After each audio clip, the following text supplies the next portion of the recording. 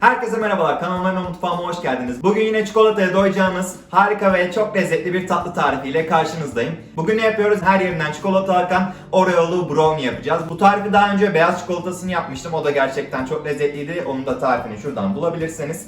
Bugün brownie'yi Oreo'muzla beraber yapacağız. Sizler kanala abone olup bildirimleri açarken ben de hemen tarifimi hazırlamaya başlıyorum. İzlemiş olduğunuz videoyu beğenmeyi de unutmayın. Hazırsanız başlıyoruz. Şimdi öncelikle çikolatalarımızı eritmekle işleme başlayacağız. Ben çikolatalarımı şu şekilde ufak parçalar halinde böldüm. Burada 240 gram kadar bitter çikolata var.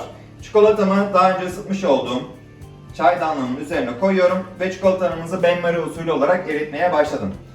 Burada çikolatanın suya değmemesi çok önemli çünkü suya değerse çikolatamızda bir sertleşme oluyor, onu istemiyoruz.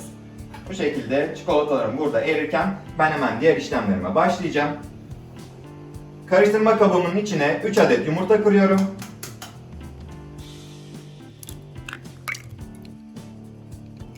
Ve ardından içine yarım su bardağından biraz daha fazla şekerimizi ilave edip bunları köpürtene kadar karıştıracağız.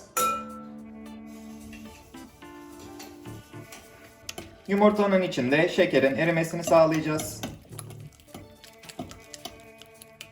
Şimdi şekerlerim yumurtanın içinde eridi, yumurtalarım da köpürdü. Ben bir yandan şimdi buradaki çikolatalarımı karıştıracağım. Şimdi bunlar hafif hafif erimeye başladı. Bu noktadan sonra çikolatalarımın üstüne 5 yemek kaşığı kadar da tereyağı ilave ediyorum. Bunlar birlikte burada erimeye devam edecekler. Yine ara ara karıştıracağız. Böyle bildiğin akışkan bir çikolata kıvamına gelene kadar bunları burada bekleteceğiz.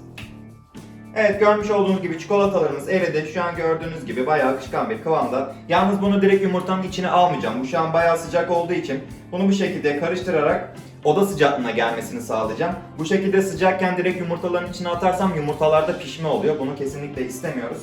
O yüzden biraz karıştırarak oda sıcaklığına gelmesini sağlayacağım. Şimdi çikolatam oda sıcaklığına geldi. Hemen yumurta ve şeker karışımının içine aktarıyorum.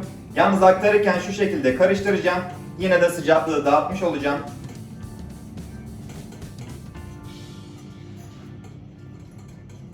Şimdi malzemelerimizi karıştırdıktan sonra bu aşamadan sonra içine 1 çimdik kadar tuz ilave ediyorum.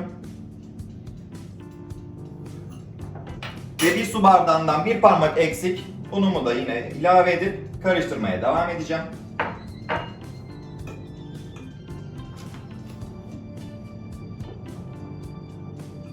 Şu şekilde bayağı ağırlaşan bir çikolata kıvamı aldı.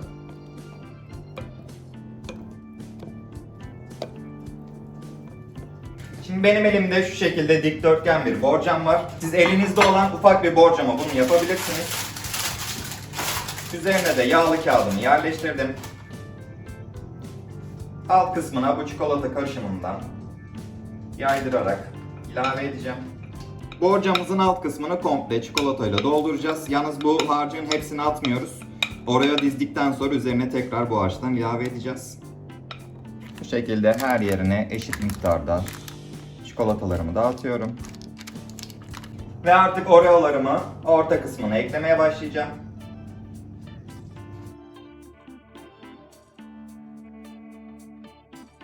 Ve kalan çikolatamı da Oreo'ların üstüne ilave ediyorum. Ve üzerine tekrardan bölmüş olduğum Oreo'lardan ilave edeceğim.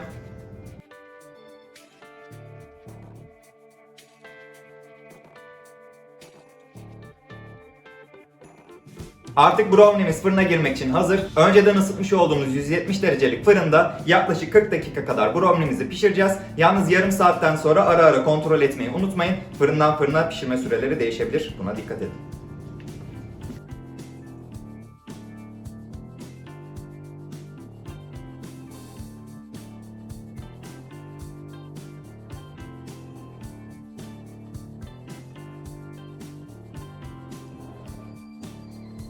Evet, artık Oreo'lu brownie'miz hazır. Görmüş olduğunuz gibi gerçekten görüntüsü de çok muazzam. Lezzeti de aynı oranda çok güzel. Beni buraya kadar izlediyseniz videomu beğenmeyi ve kanalıma abone olmayı unutmayın. Kısa da olsa bir yorum yazarsanız çok sevinirim. Bir sonraki tarifte görüşmek üzere. Hoşça kalın.